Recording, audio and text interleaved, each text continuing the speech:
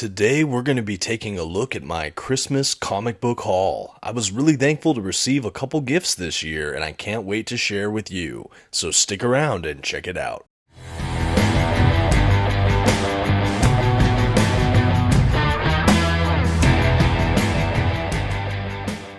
Greetings all, my name is Dominic, and if it's your first time, welcome to the Comic Book Report, where we review comic books and graphic novels so you can get an idea of what to read. As I mentioned at the top of the video, I was blessed enough to receive some Christmas books this year, and I wanted to go ahead and just do a quick haul video of some of my pickups. So without further ado, let's go ahead and get started. Okay, first up on my haul from Christmas is Dark Ages by Tom Taylor. This is kind of a little Marvel Comics miniseries that I didn't know a ton about, but I was really eager to get it. I really love Tom Taylor's stuff from what I've read, and I sometimes feel he does some of his best work when he has kind of a broad brush and can play around in a big sandbox without repercussions. I'm talking about things like Deceased, Injustice, where he can kind of make continuity, play with all of our favorite characters in a way that doesn't really mess up the main continuity, and that seems to be what's happening here in Dark Ages. This isn't the main Marvel 616 universe, but rather some other parallel reality where all of our same folks are there, but Tom Taylor can weave his entire own story arc and affect things however he wants. This standard size trade paperback collection is about 6 issues with a little bit of material from a free comic book day issue as well, and primarily has to do with a storyline where electricity, power, technology of all kinds has been completely canceled, shut down, inoperable, no electricity, no cars, no power, even the Iron Man suit doesn't have power, and it effectively throws all of humanity back to, you guessed it, the Dark Ages.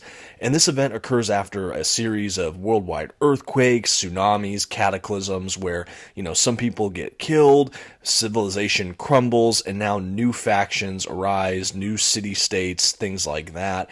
And the world has kind of lived on in these smaller tribal communities, and, basically from the point of the cataclysm and the blackout to when the story takes place is a good handful of years, and we follow the story, those years on after the blackout, where they're living in these dark ages, they've made these communities, but there's a threat to end the world in the midst of all of this. Very fun story, really happy to get it with this haul. Next on my list is James Bond 007, the complete collection from Warren Ellis. This standard size hardcover is from Dynamite Comics, and it is a beaut. I wish it was oversized, but I'm still ecstatic at what we get here. It's all 12 issues of Warren Ellis's run on the James Bond book here. I like Ellis from his stuff with Transmetropolitan and Planetary, amongst others, I believe. But right now, this was such a fun read to get. I've read this since Christmas, and I couldn't put it down. It's 2 major story arcs, and while they don't feel fully like a James Bond movie, there's enough authenticity to the Bond character that this was certainly a delightful read. The art is gorgeous, albeit quite a bit violent and gory throughout, so just as a heads up for younger readers or people that maybe don't like violence as much, particularly depicted in comics, just a heads up. This volume was released from Dynamite Entertainment, and I believe it's the first Dynamite book in my collection. But wow, if all of the editions are this nice, I might need to look out for more books from Dynamite Comics. So if you have any recommendations, feel free to let me know.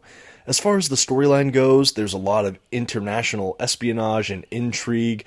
One of the story arcs has to do with, some kind of drug scandal running kind of situation. We have a guy that's really advanced in like cybernetics and stuff like that. Really interesting couple story arcs. They are loosely connected, but you can read them individual as well within this book. Really nice layout. Like I said, overall, it feels very James Bondy, but it's missing a little bit of something that we see on the big screen, and it's kind of hard to say what that is. And it's missing a little bit even compared to the novels. But for a comic book series, I think that it was certainly a fun addition to the James Bond canon, and certainly a fun read. I was really happy to get it for Christmas. And now might be a good opportunity just to say, if you haven't yet subscribed to my channel, please feel free to do so. I release several videos a week, do a lot of comic book reviews, unboxings, and comic book miscellany. Would love to have you around. Thank you so much. Next up on my list from Joshua Williamson, Birthright Volume 1. Now, this comic book is a trip. I've only read the first issue since Christmas, but wow, I'm already very intrigued. The general synopsis of this series, as far as I can tell, is a young boy is playing catch with his dad near a wood, and he throws the baseball to his son into the woods. The son goes to go get the baseball and doesn't return. After the son goes missing, an investigation is launched trying to find them, to no avail. People think that maybe the dad had something to do with the disappearance. Anyway, a year or so passes. This family's in shambles after the loss of this son, presumably, missing in the woods.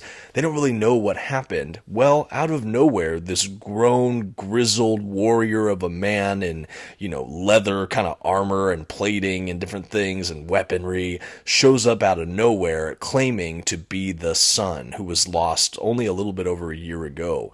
But how did this happen? He's claiming that after he got disappeared into the woods, he got transported to some other dimension that's like a fantasy, swords and sorcery, magic kind of dimension where time moves differently, which is why he's a grown man. And you're trying to figure out what exactly happened. So we're going between the present as this guy shows up, colliding back with his family a year later.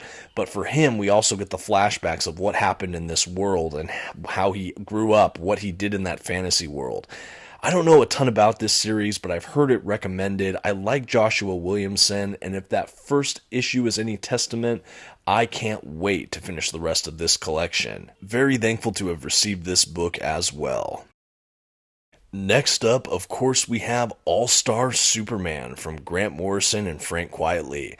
This is a book I've owned before, but sadly sold it years ago. I didn't realize until recently I didn't have it in my collection, and my father-in-law got this for me in a Secret Santa. I was so excited to have this book back. I haven't read it in years and years and years, but it was one of my favorite Superman stories, and I'm so happy to once again have it in my collection. It's a really fantastical story. I think it's something like 12 issues, and it all revolves around a situation where Superman has a mission where he has to fly almost into the sun or pass so close to it that his cells are super irradiated by solar radiation, which, as we know, gives him his powers. So going this close to the sun kind of supercharges him, but he finds out that that amount of energy is actually slowly killing him. So because he knows his life is, numbered basically, he's trying to complete all of these different tasks he's set before him before his time runs out. So each of the issues kind of handles a different sort of self-imposed mission or situation before he goes. And this is just fantastical. It's a bit absurdist, and it's kind of noble and beautiful in its way. It's an interesting reflection on life, love, and what Superman does with the time he has left. The art is stunning from Frank Quitely, and the storyline is expertly helmed, of course, by Grant Morrison. This is a storyline to remember, and I can't believe I sold it, but I'm so ecstatic to have it back. This was definitely a very great surprise this Christmas, and I'm super excited to revisit this one. Next up, we have a couple of the Invincible Ultimate collections. I got volumes 9 and 10 from my beloved wife. I've been going through Invincible the latter half of this past year, and I am absolutely loving it. As you can see from volume 9 and 10 here, I am reaching the last third of this series, and it has been a blast so far. I'm gonna go ahead and just cover these two volumes real quickly together. Maybe even just showing primarily from volume 9, but it's just really strong stuff, guys. Invincible is an indie superhero series from Robert Kirkman over at Image Comics. It's been around for almost 20 years now, which is just radical. I've really enjoyed exploring it. I've covered, I think, the first 2 of these Ultimate Collection volumes on the channel if you're looking for quick reviews of those. But I'm really excited to read these, as like I said, I know it's one of the most well-regarded superhero comics, particularly of the indie persuasion, and I've really enjoyed going through it this year. I had read the first handful of issues years before, but going back through in these Ultimate collections have been a real treat. I loved the oversized format. They put a lot of love into these collections. They're just exceedingly well made. The production value, I would say, is really high.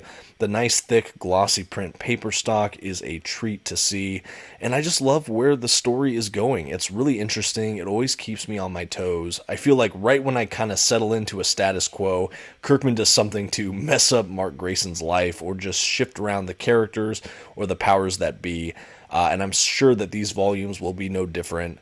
Really ecstatic to have these in my collection. Very, very thankful. Okay, and another I'm very excited to have in my collection. This one I actually picked up from Amazon with some gift cards I got for Christmas from family members. So this is X Lives of Wolverine, X Deaths of Wolverine. I have been dying to read this, but it's been a little overpriced for my liking. But with some gift cards, I was really eager to just jump on this deal, so I'm including it in my Christmas haul. So this takes place in that Krakoa era for X-Men. It's one of the next big little miniseries events that I haven't read yet. I know it takes place after the Hellfire Gala kind of era, after Inferno. And after reading Inferno, I was really excited to read what came next as far as some of the events and the storytelling. My understanding is that this follows Wolverine and Moira McTaggart and really circles up on some of the stuff that was established in House of X, Powers of 10, and Inferno. So I'm really excited to see that rounded out. I'm hoping we get some kind of conclusiveness with some of these plot threads that were left lingering after Hickman's departure from the series, but we'll see. I haven't read this all the way through yet. I started it the other night. I believe it's from Benjamin Percy, who also has written the X-Force run and the Wolverine run that I have reviewed and enjoyed on my channel so far. But so far, really loving this book. The art is gorgeous. I know I've heard some people complain that this follows a lot more Moira McTaggart and not just Wolverine, but I'm, maybe 3 issues in, and so far it seems pretty well balanced, and frankly, I've been really intrigued by the character of Moira. So if we get a 50-50 split, or there's a little more Moira in this book, I'm going to be a happy camper. I'm just really excited to see them build these plot threads that have been, started since House of X, Powers of 10. So if you want to see me do reviews on this or any of the books here, let me know in the comments below. I'll probably try to get them trickling out into the new year. But like I said, very excited to have this one as well. Okay, next up on my Christmas haul list, this was an eagerly anticipated volume for me. This was my big present from my amazing wife. This is, of course, Peter Parker, The Spectacular Spider-Man Omnibus Volume 1. The volume itself collects the first 40-something issues of the Spectacular Spider-Man series and is a nice bridge directly into the Roger Stern Spider-Man Omnibus. So really excited to have this starting to fill out my classic Spider-Man collection. I haven't read almost any of the issues included in this volume, maybe only 3 or 4, so I'm really excited to dive back in. It's very cool to get another Spider-Man omnibus in one of the early series beyond Amazing Spider-Man, and the fact that this joins in with the Roger Stern volume I already own. I have a really good continuous run of Spectacular Spider-Man now. I think the first, 60 issues or so. At any rate, really excited to read some of these stories. I know that they say it's really focused on more of the supporting cast in Peter Parker's life, not just the Spider-Man superheroics. And to me, that sounds awesome. I love Spider-Man's supporting cast of characters, and I really feel like some of these stories will hopefully enrich that Spider-Man world for me, and just even more so, in conjunction to reading all the other Amazing Spider-Man books, things like that. The art in here is absolutely stunning, and I've really liked just flipping through so far. If you've read this book, please let me know in the comments what you think. Like I said, I'm excited to read it, but I'm probably not going to binge read this omnibus just yet. I'm hoping to knock out some of those smaller collections first. But like I said, if you want to get a review on this later on, let me know. And thanks again, honey, for the gift. You're the best. Okay, the last physical book I've got here, Batman Killing Time from Tom King. Now, this book I didn't technically get for Christmas, nor did I use Christmas money to get it. Rather, Barnes & Noble was having their kind of annual Christmas sale where everything in store hardcover was 50% off. I went over there, I saw this for about $14.99, and I had to check it out. Someone on the channel commented that this was a really good little story from Tom King, and so I was already intrigued, having just finished the Tom King Batman run a few months ago, and, I really enjoyed that run. So I wanted to see what else Tom King had to offer in the world of Batman. Like I said, reviews I've heard are that this is a pretty good little heist story where Batman is trying to stop a few of his rogues from, I think, stealing something. Maybe I'm wrong on that, but I still have to get started on this book. I've only read the first few pages where they do kind of a bank robbery heist. Anyway, good stuff. Really excited to dive in, hoping it's a really good read. The art throughout is stunning from what I've looked at, and like I said, it's just really exciting. I haven't read a Batman standalone little miniseries like this in quite some time, choosing instead to read a lot more of the Batman actual comic book run or rereading old graphic novels of Batman from the past. So to have one of these new kind of standalone Batman collections that just came out in these last couple years, I'm pretty excited to revisit just the Dark Knight and some of his little capers. I think this book is set earlier in the Dark Knight's career, but again, more on that later once I've read more of it. I'll try to give this a review in a few weeks if I can. But overall, very excited to add this, and I thought I'd throw it in this Christmas haul video because it was during a Christmas sale, so, I figured it counted, or it was at least close enough. The only other book that's actually not here yet that I wanted to talk about was the Captain America by Rick Remender Omnibus. I did order this with some money I got for Christmas. I expect it in sometime next week. Really excited to check this out as well. I haven't read a ton of modern Captain America after Ed Brubaker's run, so I'm excited to see what this is all about.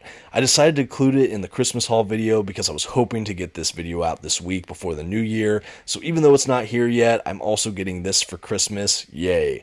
And that about rounds out my Christmas haul. Thank you so much for watching. Let me know what you think of haul videos like this, or if you want me to do videos like this in the future. And below, if you got any comic books for Christmas, or you have some comics you're hoping to get in the new year, let me know all about them in the comments below. I'm curious what's on your list.